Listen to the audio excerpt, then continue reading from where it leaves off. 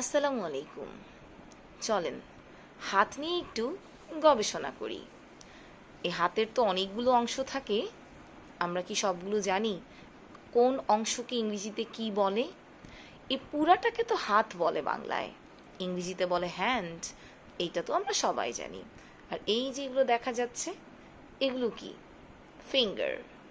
একটা হলে ফিঙ্গার, সবগুলো হলে ফিঙ্গার্স। এরপর এই ফিঙ্গারের কি আকিকা হয়নি, আলাদা আলাদা নাম দেয়া হয়নি? নিশ্চয়ই হয়েছে। Index finger, middle finger, ring finger, little finger, thumb. Thumb, index finger, middle finger, ring finger, little finger. Little finger, ring finger, কারণ এখানেই রিং পরানো হয়। আমারটা অলরেডি পরে ফেলেছি, যারা যারা পরেননি এখনো তাদের জন্য শুভকামনা। এটা মাঝখানে তাই মিডল ফিঙ্গার, এটা তর্জনী, এটা দিয়ে আমরা কোনো কিছু ইন্ডিকেট করি। এটা ইন্ডেক্স ফিঙ্গার, এটা থাম্ব।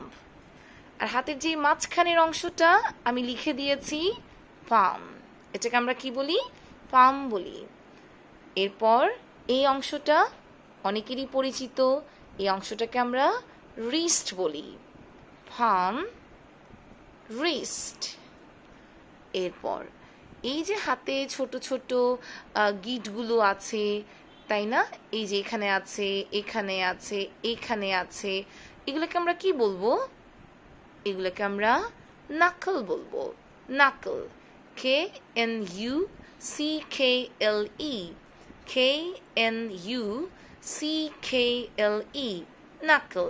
এটাও নাকল, এটাও নাকল, এটাও নাকল, এটাও নাকল, এটা, এটা, এই সমস্ত গিট আমাদের যে হাতে আছে এগুলোকে আমরা নাকল বলবো। তাহলে চলেন একটু রিভিশন করে নেই। আমি একটা একটা ইন্ডিকেট করছি, দেখি আপনারা পারেন কি না। এটা, এটা, এইটা, এইটা, এইটা। মাঝখানের অংশটা, হাতের অংশটা, আর এই গিটগুলো। আশা করছি এর মধ্যে শিখে আপনারা নিজেরাই বলেছেন। এই অংশগুলো মনে রাখলে যে কোনো কিছু হাত সংক্রান্ত ডেসক্রাইব করতে আমাদের জন্য অনেক ইজি হবে। ভালো থাকবেন সবাই। আসসালামু আলাইকুম। আরেকটা কথা, আমার মতো এভাবে একটু লিখে নিতে পারেন।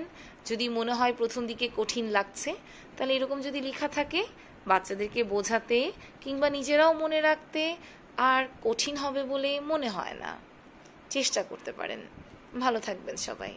আল্লাহ হাফেজ।